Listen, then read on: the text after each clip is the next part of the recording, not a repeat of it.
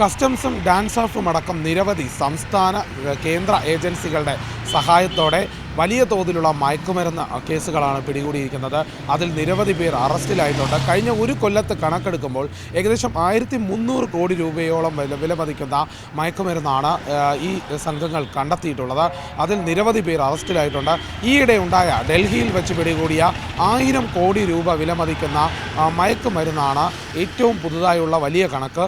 അതിൽ നിന്ന് തന്നെ 2 മലയാളികൾ ഉൾപ്പെട്ടിട്ടുണ്ട് എന്നുള്ള വിവരം ലഭിച്ചിരുന്നു. അതിൻ്റെ അടിസ്ഥാനത്തിൽ കസ്റ്റംസ് കേരളത്തിൽ നിന്നും ഡ്രഗ്സ് പ്രിവൻറ്റീവ് സംഘം കേരളത്തിൽ നിന്നും 2 മലയാളികളെ പിടികൂടി നൽകിയിരുന്നു. ഇതോടൊപ്പം തന്നെ ഈ കേന്ദ്ര ഏജൻസികളും സംസ്ഥാനത്തെ ഏജൻസികളും തമ്മിലുള്ള ബന്ധം ആദ്യകാലങ്ങളിൽ വലിയ രീതിയിൽ ശക്തമായിരുന്നില്ല. എന്നാൽ ഇപ്പോൾ അത് വലിയ രീതിയിലുള്ള ഒരു പിന്തുണയോടെയാണ് പ്രവർത്തിക്കുന്നത്. അത് ഗുണകരമായി മാറിയതിൻ്റെ അടിസ്ഥാനത്തിലാണ് ഈ ഒരു കൊല്ലത്തിനിടെ 1300 കോടിയോളം രൂപ വിലമതിക്കുന്ന മയക്കുമരുന്നുകൾ പിടികൂടിയത്. Kochi headquarters customs preventive, DRI, NCB, Malappuram DANSAF എന്നിവർ ചേർന്ന പല രീതിയിലുള്ള കേസുകൾ പിടികൂടിയിട്ടുണ്ട്. ഡൽഹി, ബംഗളൂരു വിമാനത്താവളങ്ങളിൽ നിന്ന് തന്നെ നിരവധി പേര് അറസ്റ്റിലായിട്ടുണ്ട്. ഇവിടെ നിന്നും കേരളത്തിൽ നിന്ന് പോകുന്ന രഹസ്യ വിവരങ്ങളുടെ അടിസ്ഥാനത്തിലാണ് അവരെ പിടികൂടാൻ സാധിക്കുന്നത്. അതോടൊപ്പം ഹൈബ്രിഡ് കഞ്ചാവാണ് ഏറ്റവും കൂടുതൽ മറ്റ് സംസ്ഥാനങ്ങളിൽ വിമാനത്താവളങ്ങളിൽ നിന്ന് പിടികൂടിയിട്ടുള്ളത്. പ്രധാനമായും 10 കിലോ 12 കിലോ എന്നീ കണക്കുകളിലാണ് വിവിധ ആളുകളെ പിടികൂടിയിട്ടുള്ളത്. അതിൽ പലരും മലയാളികളാണ് പങ്കാളികളായി എന്നുള്ള വിവരങ്ങൾ കൂടി ലഭിക്കുന്നുണ്ട്. കഴിഞ്ഞ കണക്കുകൾ പ്രകാരം നോക്കുകയാണെങ്കിൽ ഏകദേശം ബംഗളൂരുവിൽ നിന്ന് മാത്രമായി 40-ലധികം മലയാളികളെ അറസ്റ്റ് ചെയ്തിട്ടുണ്ട്.